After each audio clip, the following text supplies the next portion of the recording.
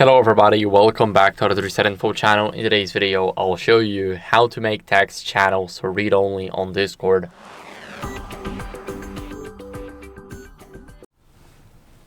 So first, what you guys want to do is go over and select the channel, click on the gear icon to edit the channel. And what are we going to do now is go to permissions. Here, we need to go to advanced permissions and open them up. Here, we have everyone.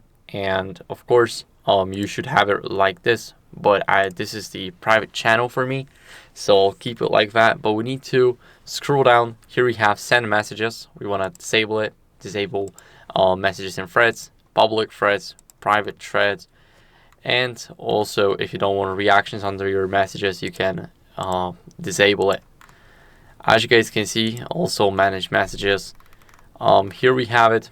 As you guys can see, this is the best setting.